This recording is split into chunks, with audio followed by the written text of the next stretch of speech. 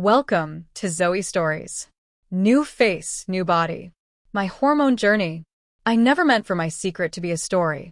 It started as a small, private ritual, an escape from quiet Sunday nights, a careful rearrangement of who I let myself be when the world expected something else. My name is Alex, and by daylight I file spreadsheets, manage calendars, and answer to a man whose approval could tilt the course of my career. By night, I practice the art of becoming someone softer, someone louder, someone who laughed in a higher pitch and moved with a careful, unfamiliar grace. Crossdressing for me was never about shock value.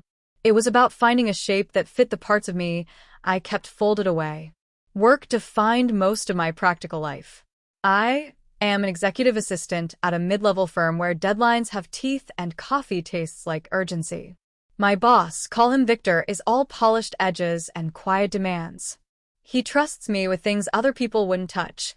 Client lists, sensitive emails, the little secrets that live inside locked folders.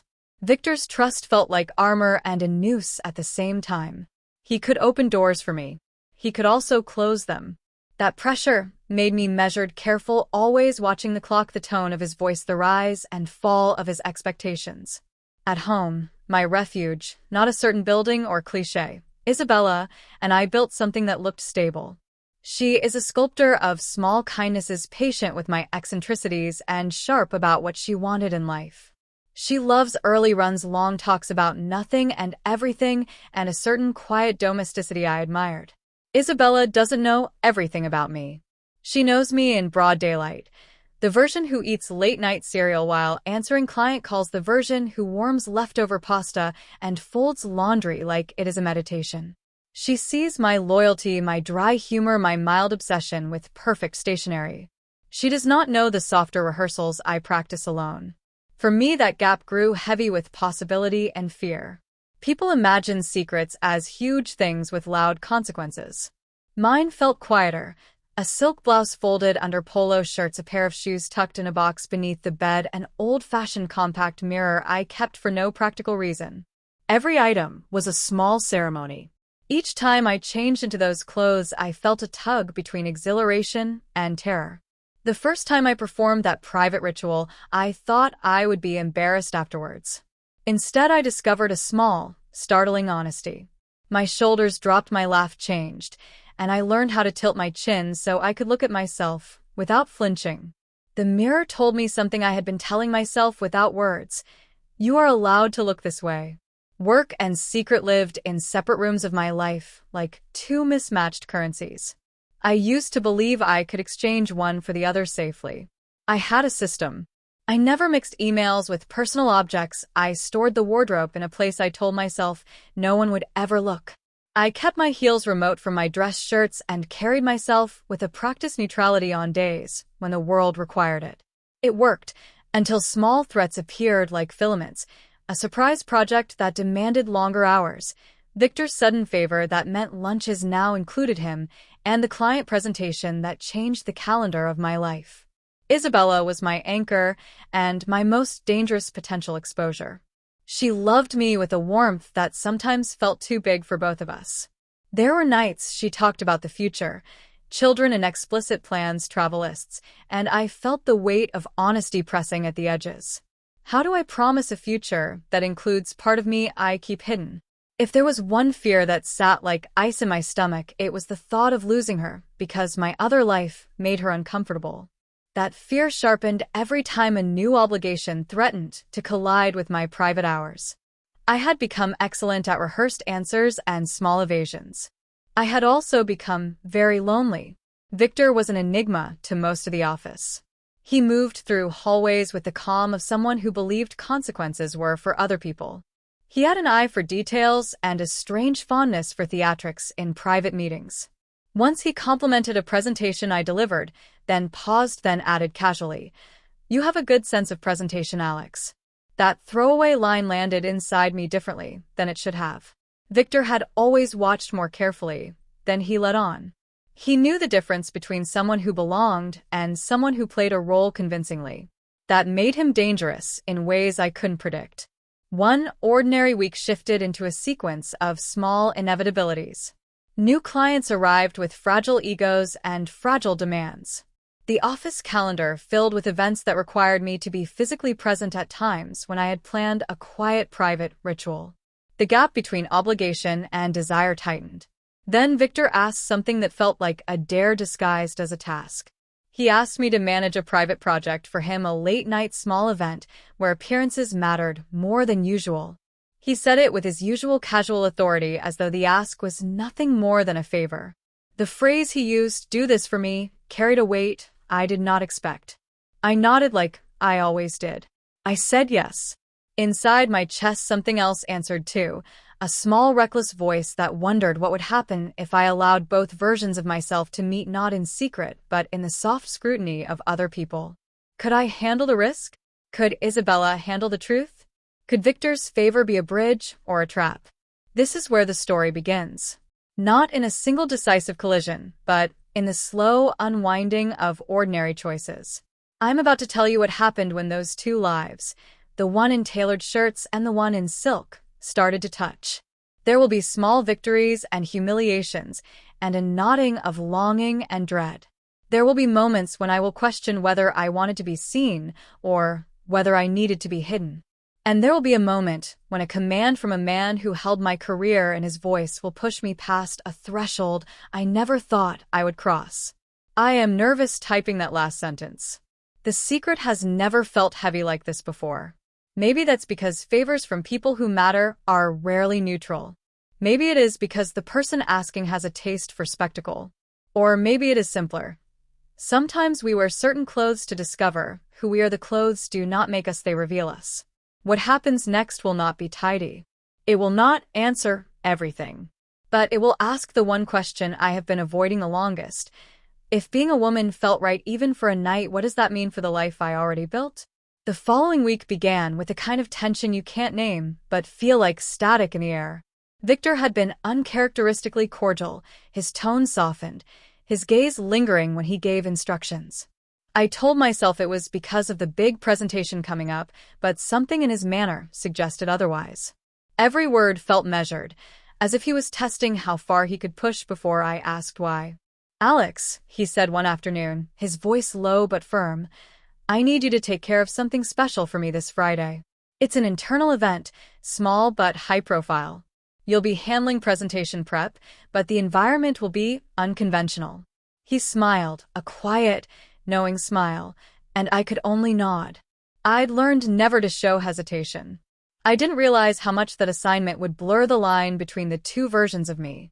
That night, Isabella had already gone to bed when I found myself standing in front of the small hidden drawer. My fingers brushed against the smooth silk of the blouse folded inside, a color between cream and champagne, the kind that catches light in quiet ways. I didn't plan to wear it. Not really. I just wanted to see it, to remember that part of me still existed.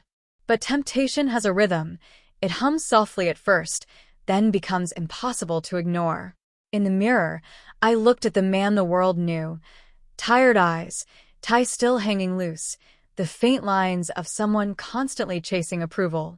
Then, slowly, deliberately, I began to peel that version away. The first layer came off easily, the shirt, the shoes, the careful professionalism. What remained was bare skin, flushed with nervous anticipation. I slipped the blouse over my shoulders, its cool fabric whispering against my skin. The sensation was electric, familiar yet dangerous. My heart raced as if someone could see me through the walls, as if Victor's voice could echo into this private space and expose me.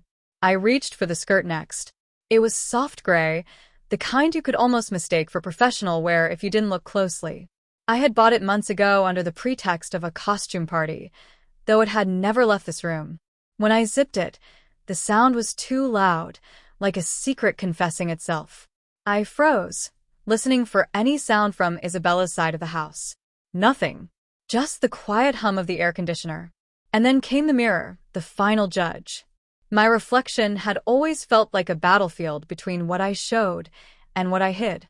But tonight, there was something peaceful about it. The contours softened. My body, awkward moments ago, seemed to settle into balance. I leaned closer, tracing the faint shimmer of foundation I had learned to apply discreetly.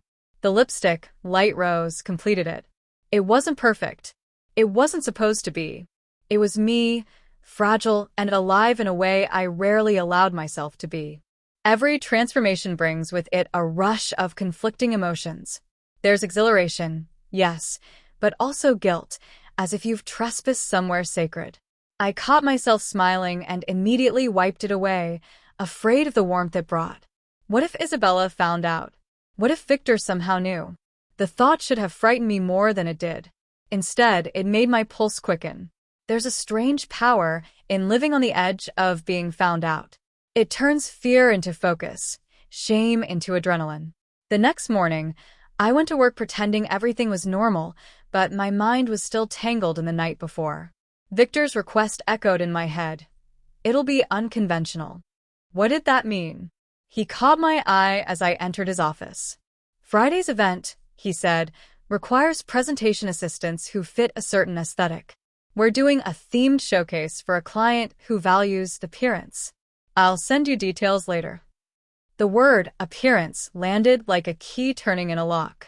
Later that day, the email arrived. It was brief, almost teasing. Theme, elegance. You'll receive attire guidance tomorrow. Trust me, it'll be enlightening. No attachments. No instructions.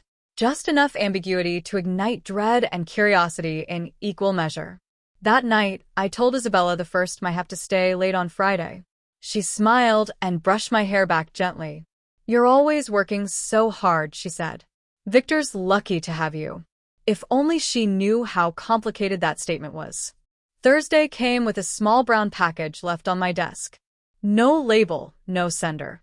Inside, neatly folded, a black dress, simple, fitted, professional yet undeniably feminine, and a note in Victor's precise handwriting. Wear this for Friday's presentation. Don't question it. You'll understand. My first instinct was disbelief. Then panic. Then something else, something I couldn't name, but felt deep in my chest. I stared at the dress, tracing its lines with my fingers. The fabric was expensive, deliberate. He knew. Somehow, Victor knew about my secret, or at least suspected enough to gamble on it. All afternoon, I wrestled with possibilities. Was this blackmail? A test? Or worse, an invitation? By the time I reached home, the package felt radioactive in my hands. I hid it beneath my desk before Isabella returned from her run. My mind was a storm. Did Victor find out by accident? Had I been careless with photos, messages, or some trace left behind in office files? And yet, beneath the panic, there was a flicker of something dangerously close to relief. For years, I had buried this part of myself under layers of denial. Now, someone else had dragged it into the light. Someone powerful. Someone who could destroy me or set me free. I stayed up late again, sitting before the mirror with the dress laid across my lap. Its weight felt symbolic. If I wore it, I'd be crossing a threshold I couldn't step back from. If I didn't, I'd be defying a man who controlled my professional life. Either way, the balance I'd maintained for years was gone. I touched the smooth black fabric, my reflection watching me like a stranger I almost recognized. For the first time, I whispered aloud, "What if he's right? What if I could do this?" The sound of my own voice startled me. It was soft, uncertain, but not horrified. Somewhere in that whisper was curiosity. Friday was coming fast, and as the hours slipped away, the boundary between my secret life and the one Victor demanded blurred into something dangerously beautiful. It wasn't just about the dress anymore. It was about the truth I'd been running from, and the question I didn't dare ask yet. What if I wanted to be seen? Friday arrived like a storm you can hear before you see. The office buzzed with a quiet anticipation, everyone whispering about the special event Victor had arranged. No one knew what it was, only that it was invitation only, and that Victor had personally chosen who would attend. I told myself it was just another client showcase, but my pulse betrayed me. The dress still hung inside its discreet bag in my office drawer, hidden behind files and folders labeled confidential. I hadn't dared to touch it all morning. My thoughts spun in endless circles, every possible outcome, every reaction Victor could have. What if this was his way of humiliating me? Of testing my loyalty? Or worse, what if he had guessed the truth and wanted to use it? At lunch, Victor appeared beside my desk. His timing was uncanny, as if he could feel when my nerves peaked. "Alex," he said, his voice smooth and calm. "You'll stay after hours for the event, yes?" "Yes, sir," I said automatically. He smiled faintly. "Good. The presentation begins at 8. You'll find a small dressing room near the main hall. Everything you need will be there." Everything you need. It was such an innocent phrase, but it felt like a sentence. As the day dragged on, my body remained at work, but my mind wandered to the drawer, to the dress, to the feeling of that silk blouse days before, and the dangerous thrill it had awakened. There was fear, yes, but also something deeper. Curiosity, maybe even hunger. At 5 o'clock, most of the staff began to leave. I stayed. The office lights dimmed, and silence settled like a curtain. My reflection stared back at me from the computer screen, pale and uncertain. I could still back out. I could lie, claim illness, leave the dress untouched. Victor would be disappointed, but he couldn't fire me for it. But deep down, I knew I wouldn't walk away. I took a deep breath, locked my office door, and reached for the bag. My hands trembled as I unzipped it. The black dress shimmered faintly in the light, elegant, modest, and terrifyingly beautiful. Alongside it were stockings, a pair of sleek heels, and a sealed envelope. I tore it open. Confidence is part of presentation. "Surprise me, Alex. Let's see what you're capable of." That was all. No signature, but I didn't need one. In that moment, something inside me surrendered. I changed slowly, methodically, as though performing a sacred ritual. Each piece of clothing seemed to whisper a different secret. The fabric hugged my body in ways that felt both alien and intoxicating. My hands moved from mechanical to trembling to graceful. The dress fit perfectly, almost too perfectly, as though tailored for me. I had no makeup kit with me, but Victor had thought of that too. A small vanity stood in the corner of the dressing area, stocked with the essentials. Lipstick, foundation, eyeliner.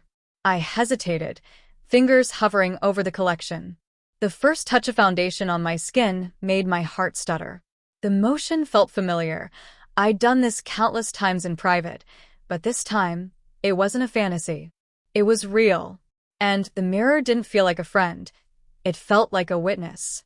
I could almost hear Isabella's voice in my head. Her laugh, her trust. What would she think if she saw me now? Would she recognize me at all? When I finally stepped back from the mirror, the person staring at me wasn't Alex, the assistant. It was someone else, confident, elegant, poised. I could hardly believe I'd done this. I could hardly breathe. There was a soft knock at the door. I froze.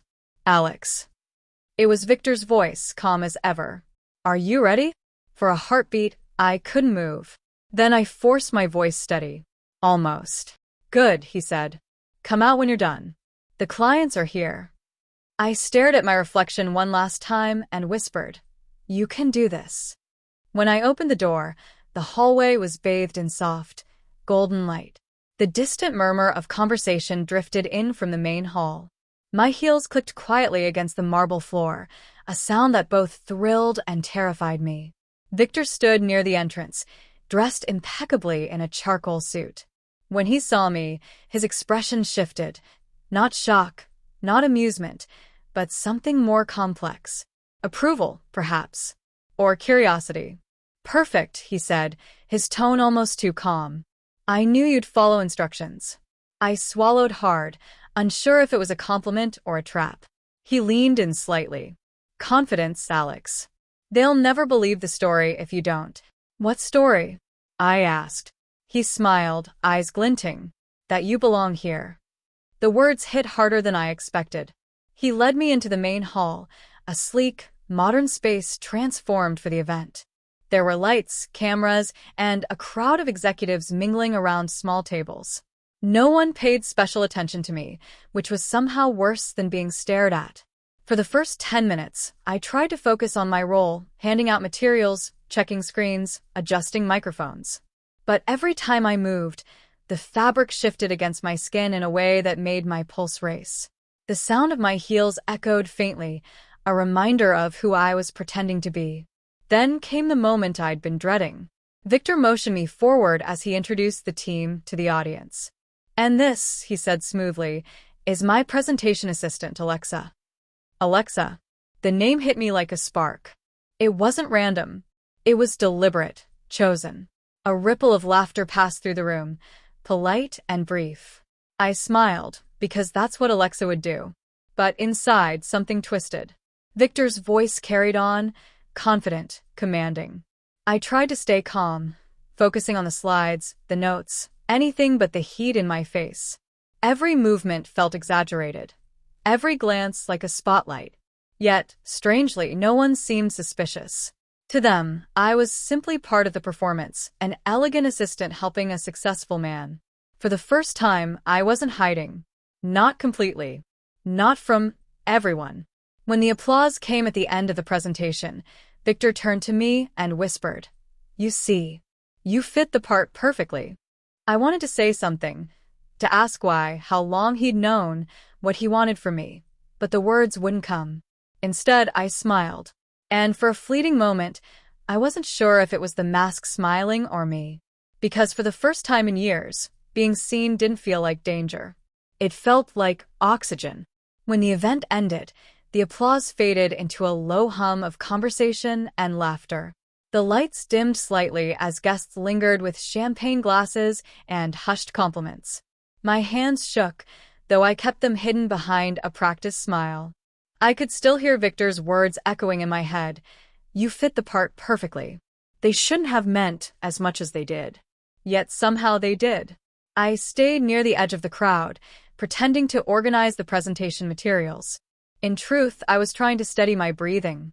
Every gesture, every movement, felt heightened, like I was walking a tightrope above two versions of myself. One wrong glance, one misplaced word, and everything could crumble. "Alexa," Victor called, his tone smooth and measured. The name rolled off his tongue like he'd rehearsed it. "Come here for a moment." I hesitated, but only for a second. I turned and walked toward him, careful to move the way I thought she would. Poised. Graceful. In control. My heart thudded so loudly that it drowned out the chatter around me. Victor handed me a glass of water and leaned closer. "You did well," he said quietly. "Better than I expected." I tried to smile. "Thank you, sir. I just followed your instructions." His eyes flicked over me, not in a way that made me feel objectified, but in a way that made me feel seen. "That's what makes you valuable, Alex," he said softly. "You do what's necessary, even when it's uncomfortable. That's why I trust you." There was something dangerous about his calm, something deliberate. "Was this some kind of test?" I asked, voice low. He smiled. "Everything is a test." Then he stepped away, leaving me with more questions than answers. As the night continued, the conversations blurred together. Colleagues who normally ignored me now smiled politely, asked where I was from, complimented my style. None of them recognized me. Not one. That realization hit me harder than I expected. I had spent years being invisible, blending into corners, being efficient but unnoticed. Yet here I was, standing in the middle of a crowd, and people were finally looking. It should have terrified me. Instead, I felt alive. At one point, an older client approached me. "Victor's new assistant, right?" he asked with a charming smile. I nodded, trying not to falter. "Yes, sir." "Well, he always had an eye for talent. You've got quite the presence." "Thank you." I managed, my voice slightly higher, softer. He didn't notice. Or maybe he didn't care. I caught Victor watching from across the room. He gave a subtle nod, approval again, before turning back to his conversation. It was surreal. The entire evening felt like a dream balanced on the edge of waking. When the last guest finally left, the room emptied. My heels ached. My throat was dry. But beneath the exhaustion, there was a strange contentment. I had survived. More than that, I had thrived. Victor walked toward me, his hands in his pockets. You handled yourself well, he said. Better than some of my senior staff. I looked at him, unsure whether to feel flattered or cornered. Was this your plan all along? I asked quietly. To see if I'd do it? He tilted his head. Let's just say I was curious. You're meticulous, dependable, but I wanted to know what you'd do when control was taken away from you. That's not fair, I said. You blindsided me. He smiled slightly. And yet you adapted. You were calm, professional, convincing. You didn't panic. You became exactly what the situation required. He stepped closer. That's a rare skill, Alex. His words were meant to be a compliment, but they felt like something more, like a line being drawn and erased at the same time. I didn't respond. I couldn't. Victor handed me an envelope. Your bonus, he said. You earned it. I took it silently, my hand trembling just enough for him to notice. Go home, he said. Get some rest. I'll see you Monday. Oh, he paused, eyes glinting. You can keep the dress. Consider it a reminder of what you're capable of. My breath caught. A reminder. I didn't know whether it was a kindness or a threat. When I finally stepped outside, the night air hit my skin like cold water. The street was quiet, glowing faintly under streetlights. I walked slowly toward my car, feeling both liberated and exposed. The click of my heels against the pavement echoed in my chest. For the first time, I didn't rush to change out of the clothes. I sat in the car for a long while, looking at my reflection in the rearview mirror. The woman staring back at me, Alexa, didn't look afraid. She looked real. But Alex, the man who'd worn the same tired shirts and quiet smiles for years, felt like a stranger. When I finally got home, Isabella was already asleep. I crept inside quietly, locking the door behind me. My reflection followed me through the dark hallway. The makeup had faded, the lipstick smudged, but the transformation still lingered beneath the surface. I changed carefully, folding the dress and placing it in the back of my closet. But I didn't hide it. Not this time. Lying beside Isabella, I stared at the ceiling. My thoughts spun in 1,000 directions: shame, exhilaration, confusion. What had Victor really wanted from me? Why did it feel like this wasn't over? When I closed my eyes, I could still hear his voice. You fit the part perfectly. The words followed me into sleep, wrapping themselves around my thoughts. In that quiet darkness, I realized something unsettling. The performance hadn't ended when the lights went out. Because for the first time, I wasn't sure who I wanted to be when morning came. Monday arrived too soon. I barely slept that weekend. The echoes of that night replayed endlessly. The lights, the compliments, the way Victor's gaze lingered as if he was studying more than my performance. I tried to convince myself it was over, that the dress in my closet was just fabric, not a doorway. But each time I passed by it, I felt a pull. At work, everything seemed the same. The sterile office air, the hum of computers, the faint scent of coffee. Yet I wasn't the same.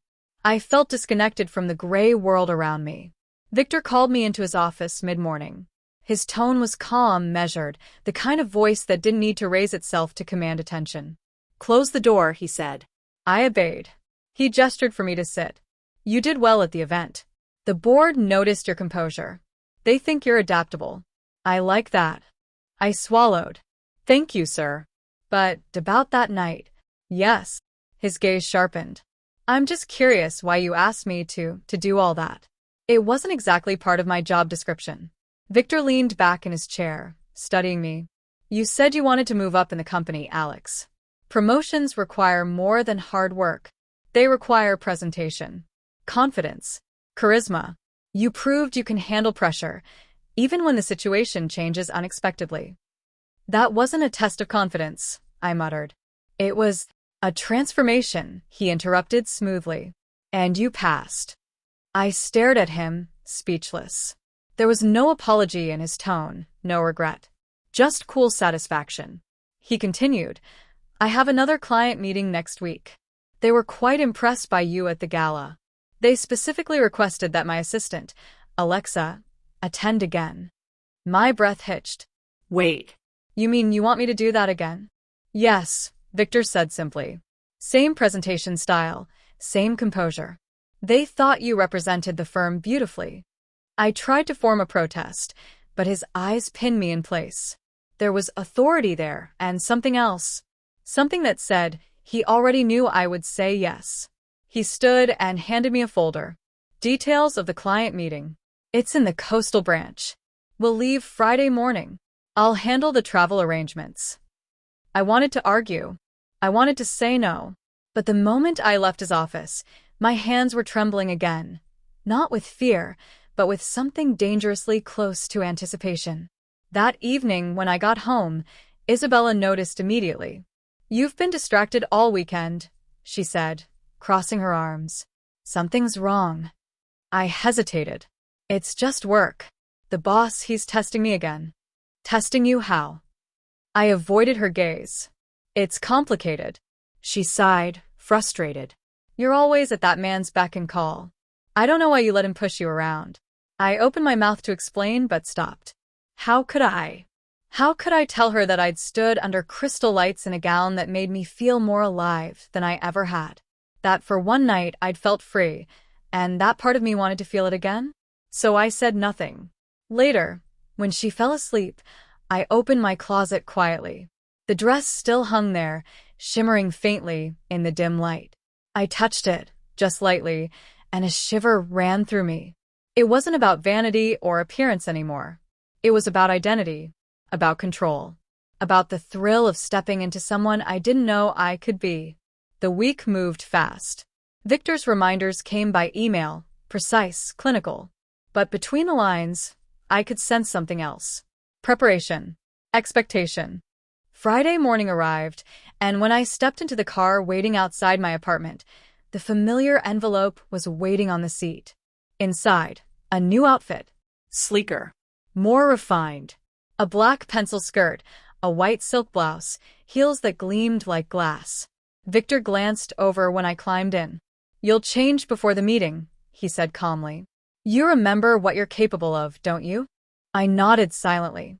The drive was long, and with each passing mile, my anxiety grew, tangled with curiosity, excitement, guilt. I could feel myself slipping into that other self before I even changed clothes. The rhythm of my breathing slowed. My voice softened when I spoke. My reflection in the car window wasn't entirely mine anymore. Meeting went smoothly, almost too smoothly. Clients greeted me with smiles and subtle admiration. I handled their questions effortlessly, my manner calm and polished. Victor watched quietly, letting me take control of the presentation this time. It was intoxicating, the confidence, the subtle power of being seen. Afterward, as we left the conference room, Victor leaned close and whispered, "You're a natural." I turned to him. "This can't keep happening," I said softly. "It's not who I am." He gave a faint smile. "Then why do you look so alive when you're doing it?" His words struck deep. I wanted to deny it, but I couldn't. He was right. We walked through the lobby in silence. People turned to look, smiling politely, none of them knowing the truth. None of them knowing that the confident woman walking beside Victor wasn't real. Or maybe she was, and I wasn't sure who I was pretending to be anymore. That night, in the hotel room, I tried to scrub away the makeup, the feeling, the self that had emerged.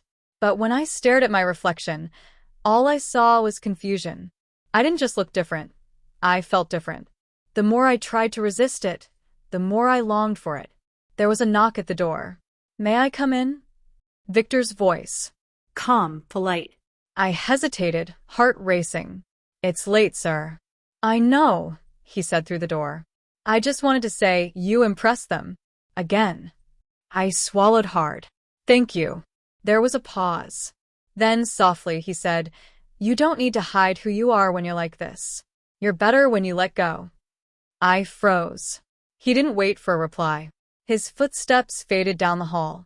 I turned back to the mirror, to her. The woman staring back didn't flinch this time. She smiled just a little. And in that quiet hotel room, I realized something terrifying. I wasn't sure if I wanted her to disappear anymore. The drive back on Sunday was silent. I sat beside Victor, staring out the window, the world blurring into streaks of gray and green. He didn't say much, just small comments about the presentation, the clients, the upcoming projects. But beneath that professional calm, there was something else, a tension that neither of us dared to acknowledge.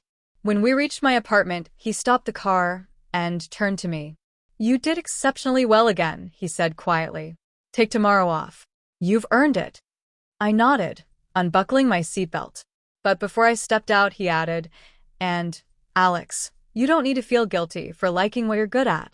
I froze, his words lingering in the air long after I shut the door. The apartment felt cold. Isabella wasn't home yet. She'd gone to visit her sister for the weekend, and the silence pressed against me. I walked straight to the closet and pulled open the door. The dresses, the wigs, the shoes, everything Victor had provided, hung neatly in a row, almost like they were waiting for me. I ran my fingers along the smooth fabric, feeling the texture beneath my skin. Every piece had a memory. Every color whispered something I couldn't ignore. It wasn't just clothing anymore. It was identity. It was temptation. It was a second life that had grown roots inside me. Without realizing it, I sat down on the floor, dress in hand, staring at it for minutes that felt like hours. Then I heard the door open. Alex. Isabella's voice echoed through the apartment. Panic hit me like a shockwave. I scrambled to shove the clothes back into the closet, closing it fast, my hands shaking. "In here," I called, trying to sound casual. She stepped in, smiling softly at first, then frowning. "You look pale. Everything okay?" "Yeah," I lied quickly. "Just tired. Work's been crazy." She sighed, setting her purse down. "You say that every week lately. What's going on with you?" I wanted to tell her. I wanted to confess everything, but my throat tightened. How could I possibly explain the strange sense of freedom I felt in that dress? The way Victor's approval made my heart race? The way Alexa felt more confident, more beautiful, more alive than Alex ever had? Instead, I said, "It's just stress. That's all." She looked unconvinced. "I feel like you're hiding something." Her eyes lingered on me, sharp and searching. My pulse quickened. "Isabella," I began softly, "have you ever felt like you were pretending to be someone, even when you weren't?" She blinked. "What do you mean?" "Like you've spent so much time playing a role, the responsible one, the strong one, that you don't even know who you really are anymore?" She tilted her head, curious now. "Sometimes." Yeah. "Everyone feels that way." Why? I hesitated. "I think I've been pretending too." Her eyes narrowed slightly. "Pretending how?" Before I could answer, her phone buzzed. She glanced at it, frowning. "I need to take this. It's my sister. We'll talk after dinner, okay?" She left the room, and I let out a long, trembling breath. That night, I barely touched my food. My mind was a storm. Guilt, confusion, fear. I could feel Alexa under my skin, restless, waiting. I told myself I'd stop. I told myself I'd throw everything away. But when Isabella fell asleep, I couldn't resist. I opened the closet again. Just once more, I told myself. Just to feel it. The transformation was slower this time, deliberate. The brush against my skin, the subtle scent of perfume, the weight of the wig. Every motion carried an ache of guilt and a rush of ecstasy. I looked into the mirror, and Alexa looked back, confident, radiant, unapologetic. I smiled, until the door creaked open behind me. "Alex." My heart stopped. Isabella stood in the doorway, frozen. Her eyes widened, her mouth slightly open, confusion and shock flickering across her face. We stared at each other in silence. The only sound was the faint hum of the ceiling fan. It's not what it looks like," I stammered, voice trembling. She blinked, speechless, eyes darting from my face to the dress to the heels, to the reflection in the mirror. "Oh my God," she whispered finally. "What are you doing?" "I can explain." "Explain what?" Her voice rose. "That you've been sneaking around behind my back dressing like this? Pretending to be someone else." Tears welled up in my eyes. "It's not pretending, not exactly. I don't know how to describe it." She stepped closer, anger mixing with disbelief. So, this is what you've been hiding? This is why you've been acting so weird. I didn't mean to lie to you, I whispered. It started because of work. Victor. Your boss, she snapped. He made you do this. Yes, no, I mean at first, yes. But now I couldn't finish. The words wouldn't come. Her expression darkened. Oh my God, Alex. You liked it. Silence. I didn't deny it. I couldn't. She backed away slowly, shaking her head. I don't even know who you are anymore. Please, I begged. Just listen. It's not about you. It's not about us. I needed to understand this part of me. She turned, her voice trembling. I can't deal with this right now. The bedroom door slammed shut behind her. I collapsed onto the floor, heart hammering, tears spilling freely. For the first time, I wasn't sure who to be sorry for, the man I'd been, or the woman staring back at me through the mirror. The night dragged on, heavy and suffocating. I sat there for hours, half in costume, half undone, the makeup streaked with tears. My phone buzzed, a message from Victor. Don't panic. I can help you manage this. Come to the office tomorrow at 8 a.m. Alone. I stared at the screen. How did he even know? A chill ran through me. Did Victor know what had just happened? Or had he expected it all along? I didn't sleep that night. My mind kept replaying Isabella's face, the shock, the disappointment, the hurt. I kept waiting for her to storm out, to pack her bags, to leave me for good. But she didn't. She stayed in the guest room. The silence between us was louder than any argument we'd ever had. At dawn, I washed my face, cleaned the remnants of mascara and foundation from my skin, and stared into the mirror at the hollow version of myself. I didn't recognize the person looking back. Was I Alex? Was I Alexa? Or some broken in-between reflection neither could fully claim? Victor's message echoed in my head. Come to the office tomorrow at 8 a.m. Alone. I didn't want to go. Every instinct told me to stay home, fix things with Isabella. But there was something magnetic about his words, the same calm authority that had drawn me into his orbit from the beginning. It wasn't just curiosity now. It was dependence. When I arrived, the office was empty, too early for anyone else to be there.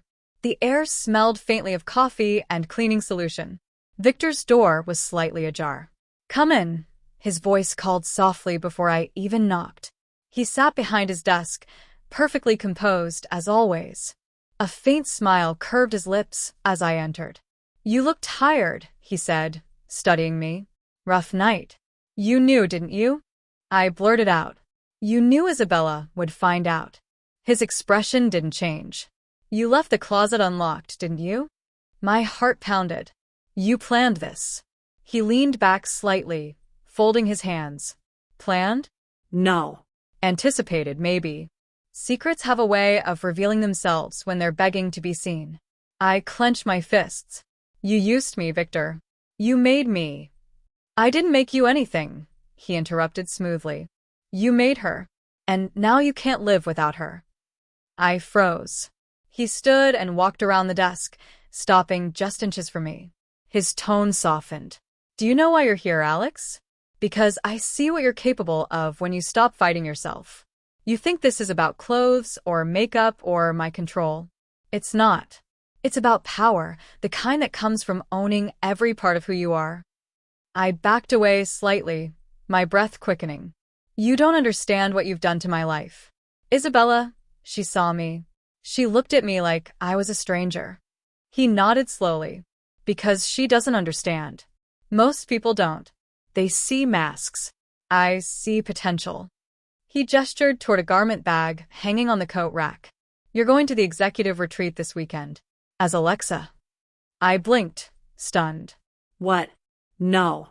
Absolutely not. He raised an eyebrow. You want to keep your job, don't you? The client insisted on you specifically.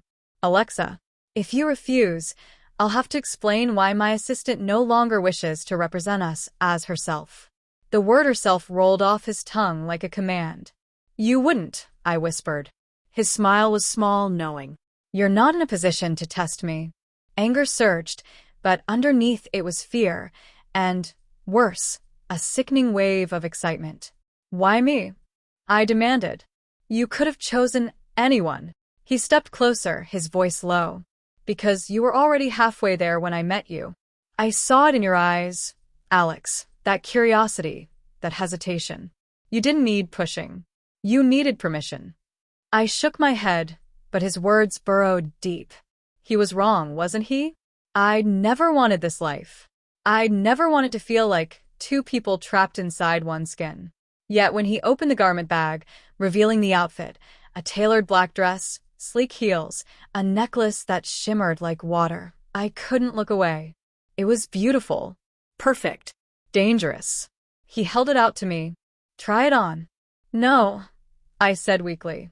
Then you'll never know who you really are. I should have left. I should have walked out, gone home, begged Isabella to forgive me.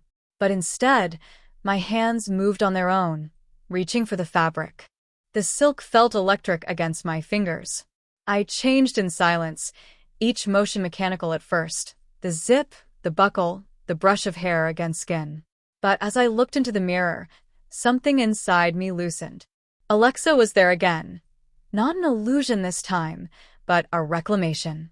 Victor watched quietly. There she is, he murmured. The woman who doesn't need permission anymore. I swallowed hard. You're manipulating me. He smirked. Maybe. Or maybe I'm just showing you the truth. I wanted to hate him, but part of me didn't. Part of me needed him. That evening, I went home early. Isabella was sitting on the couch, her arms folded, eyes red from crying. The silence between us felt heavier than ever. Where were you? She asked flatly. Work, I said. She stared at me for a long moment. You went to him, didn't you? My throat tightened. Isabella, please. I don't want to hear it, she said, standing. I don't even know who you are anymore. The person I fell in love with wouldn't lie to me like this. Tears stung my eyes. I didn't mean to hurt you. I'm confused. She shook her head. No, Alex. You're not confused. You're changing. And I can't follow you where you're going. Her words broke something inside me.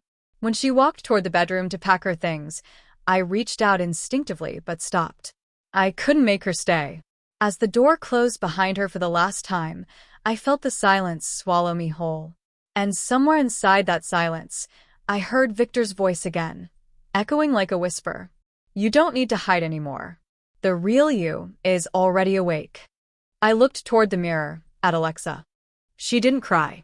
She didn't tremble. She simply stared back, calm and steady, as if she'd known all along that this moment was inevitable. And that terrified me more than losing Isabella ever could. The apartment felt empty now, not just physically, but emotionally hollow. Isabella's perfume still lingered in the air, but it was fading, like the echo of a life that wasn't mine anymore. I sat on the couch for hours after she left, staring at the wall, her final words looping in my mind like a haunting refrain. You're not confused. You're changing. By morning, the numbness gave way to panic. What had I done? What had Victor done to me? I tried to call Isabella, no answer. I texted her, begging her to meet me, to talk. Nothing. The only message that came was from Victor. The retreat begins at 5 p.m. Be ready. I'll pick you up. I wanted to throw my phone against the wall. I wanted to scream that I was done. But when I went to the closet to grab my suitcase, I froze. All of Alexa's things were gone. Every dress, every heel, every trace of her. My chest tightened. I checked every drawer, every box. Nothing. Isabella must have taken them. Maybe as punishment. Maybe as mercy. But when I turned around, I saw something sitting neatly on the kitchen counter. A small, black envelope with my name written in looping, feminine handwriting. I opened it. Inside was a single note. You left one behind. Maybe because, deep down, you knew you weren't ready to let her go. And folded beneath it, the first dress Victor ever made me wear. When Victor's car pulled up that evening, I was wearing it. I told myself it was for closure, for control, but even I didn't believe that anymore. He looked me over once, his expression unreadable. Good, he said softly. You've accepted it. I wanted to protest, to tell him he'd ruined everything, but I couldn't speak. Not when I looked in the mirror of the car window and saw Alexa looking back, calm, composed, beautiful, and frighteningly sure. The retreat was at an oceanside resort, far from the city. The kind of place that smelled of salt and money. Victor checked us in under his name, his presence commanding quiet respect from the staff. Everyone treated us like a powerful duo, him, the executive mastermind, me, the poised assistant. The irony was almost unbearable. During the first dinner, Victor charmed the room with his usual precision, every word measured, every glance purposeful. I followed his lead, answering questions, smiling when appropriate, maintaining the illusion. But under the table, my hands were trembling. At one point, Victor leaned over and whispered, "You're doing beautifully. They adore you." I forced a smile. "I'm not sure I adore myself right now."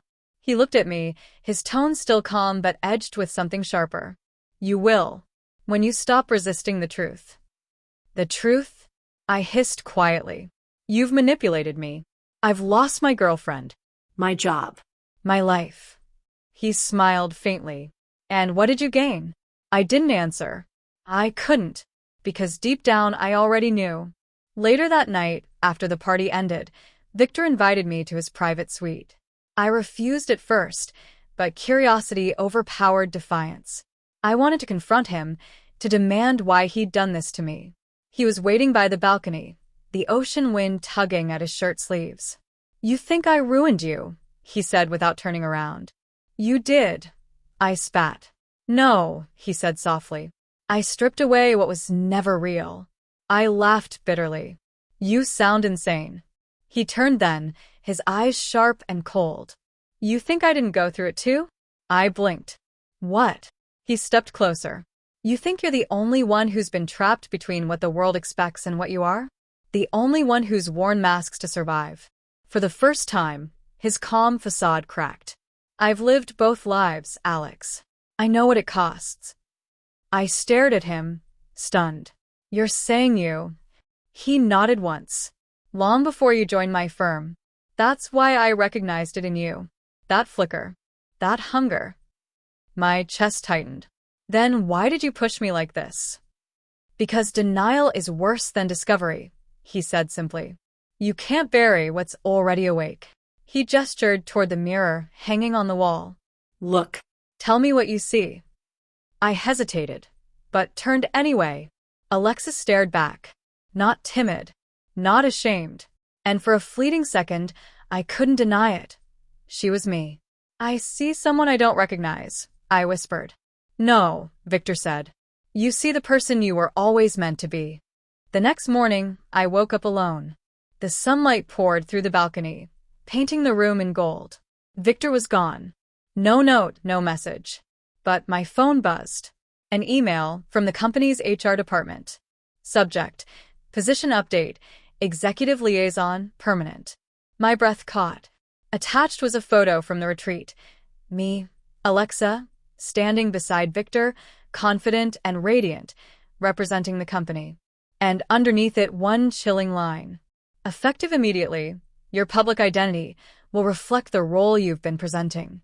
Congratulations, Ms. Alexa Morgan." My hands shook. I called Victor immediately, but the call went straight to voicemail. "Victor, what have you done?" I whispered. This wasn't supposed to be permanent.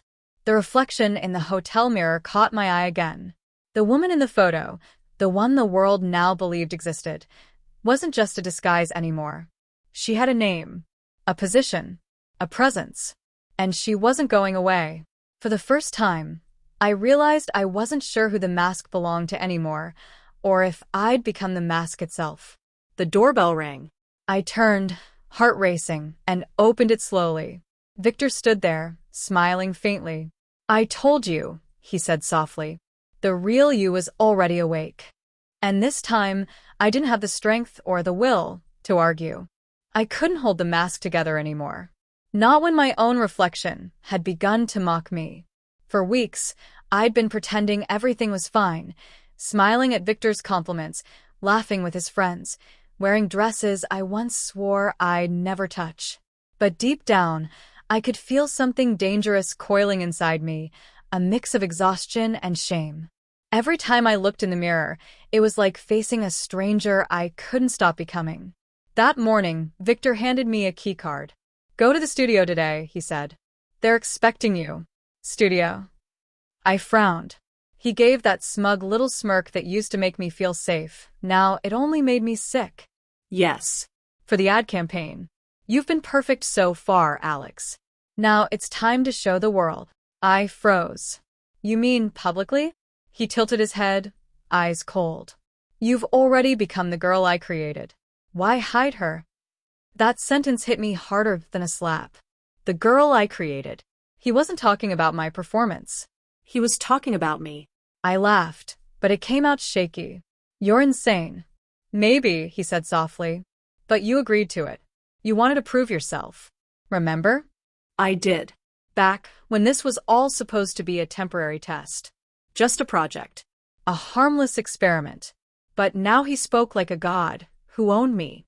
That night, I stood in front of the mirror again. Makeup brushes scattered, my wig glimmering under the vanity lights. My chest tightened as I stared at that soft, flawless face, the one he'd sculpted with every order, every correction. I whispered, "Who are you?" No answer. Something in me cracked. I grabbed the wig, tore it off, threw it across the room. My hair underneath was messy, sweaty, real. I wiped at the lipstick, smudging it across my cheek, tears burning through the foundation. I looked like a ghost of two people fighting for control. The door burst open. Victor stood there, eyes wide, fury breaking through his mask of calm. "What did you do?" "I'm done," I said, voice trembling but steady. "No more dresses. No more lies. I'm not your doll." He stepped closer. "You think you can just walk away? After everything I've built?" "Everything you've built?" I laughed bitterly. "You didn't build anything. You destroyed me." He paused. And then slowly he smiled. "No, Alex. "I freed you." That was it. The words, the tone, the madness. I lunged forward, shoving past him. He grabbed my wrist, but I twisted free and ran. Down the hallway, barefoot, still in half-torn stockings. My heart pounded as I burst into the cold night air. I didn't care where I was going. I just needed to escape. Behind me, I heard his voice echo, calm, cold, terrifying. "You can't hide from who you've become." I ran harder, into the dark, until the city swallowed me whole. When I finally stopped, gasping by a flickering streetlight, I looked at my reflection in a window, smudged makeup, red eyes, a trembling mess. But for the first time, it wasn't just fear I saw. It was anger. Real, burning anger. Victor had stolen my identity, twisted my reality, and tried to convince me it was love. But I wasn't going to let him define who I was anymore. Not as his creation. Not as his experiment. Not as his perfect girl. For the first time since it all began, I swore I'd take control of my story, no matter what it cost. Rain poured down in sheets that night, cold and relentless, drenching the city in silver. I had nowhere to go, no one to call, but I wasn't afraid anymore. Something inside me had shifted. The person Victor tried to build, the obedient, perfect, delicate version of me, was gone. What remained was raw, angry, and determined. I walked until the streetlights turned to a blur of neon reflections on wet pavement. My feet ached, my makeup had long melted away, and my reflection in every window was a smear of defiance. Then I saw it, the building that started it all. Victor's studio. The place where he'd turned me into his fantasy. I went inside. The guards were gone. Maybe he dismissed them. Maybe he thought I'd never come back. But I had to end it on my terms. The elevator ride up felt endless. My heart hammered in my chest, and when the doors finally opened, Victor was there, calm, composed, sitting in the center of the studio like he'd been waiting for me. He looked up, a faint smile curving his lips. "I knew you'd return." "I didn't come back for you," I said. "I came to end this." He stood slowly, every movement deliberate. And what, Alex? This fantasy? This version of yourself that you keep pretending you didn't enjoy? Don't, I snapped. You don't get to twist that. He stepped closer, eyes cold and gleaming. But you did enjoy it, didn't you? The attention, the beauty, the power. You think you can go back to who you were before, but that person doesn't exist anymore. His voice cut through me like glass. Part of me wanted to scream that he was wrong, but part of me knew he wasn't entirely lying. I had changed, but it wasn't because of him. It was because I'd survived him. You're right, I said quietly. I'm not who I was, but I'm not yours either. I reached into my pocket and threw the key card he'd given me onto the floor. It clattered between us, sharp in the silence. I'm done, I said. You don't own me. Victor's smirk faltered. You think it's that simple? You walk out, and suddenly you're free? I am free, I said, because I choose to be. He stepped forward again, but I didn't move. For the first time, he seemed uncertain, even afraid. Without me, he hissed, you're nothing. You don't even know who you are. I smiled. It wasn't cruel, it was peaceful. Maybe not yet, but I'll find out. Without you. And then I turned and walked away. Behind me, I heard him call my name once, his voice cracking for the first time since I'd met him. But I didn't look back. As I reached the exit, I passed a mirror, one of the same tall, gleaming ones that had once shown me the image of the woman he made me become. I stopped for a moment and looked at my reflection. My mascara was smeared, my lipstick on, hair tangled from the rain. I looked nothing like the polished creation he adored. And yet, for the first time, I saw myself. Not a fantasy, not an illusion. Just me, flawed, scarred, but real. I stepped outside. The storm had eased into a drizzle, the air sharp and fresh. Each drop on my face felt like it was washing away everything he'd painted onto me. I walked until the studio lights faded behind me, swallowed by the city's hum. Weeks later, I started over. New apartment, new job, new version of life. People looked at me differently, some curious, some confused, but I didn't care. I learned to stop hiding. Some days I still wore the dresses, the makeup, the things that once symbolized his control, but now they were mine. My choice. Sometimes, when I passed a mirror, I still caught a glimpse of her, the girl he'd created. But now she wasn't a reminder of what I'd lost. She was proof of what I'd survived. Because no matter what he tried to make me, I took it back. My story, my body, my name. And for the first time in a long time, I was free. Even as life moved forward, I couldn't entirely escape the shadow of what had happened. Every so often, Victor's voice echoed in my mind, soft and persuasive. You can't hide from who you've become. I had rebuilt my apartment, my routine, even my identity. The new job kept me busy. Friends noticed my newfound confidence. Some days, I walked down the street in heels and makeup simply because I wanted to, not because anyone demanded it. I was in control now. I had chosen who I wanted to be. But control is a fragile thing. One evening, as I sorted through old boxes, I found a small, black envelope tucked away in the back of a drawer. My pulse quickened.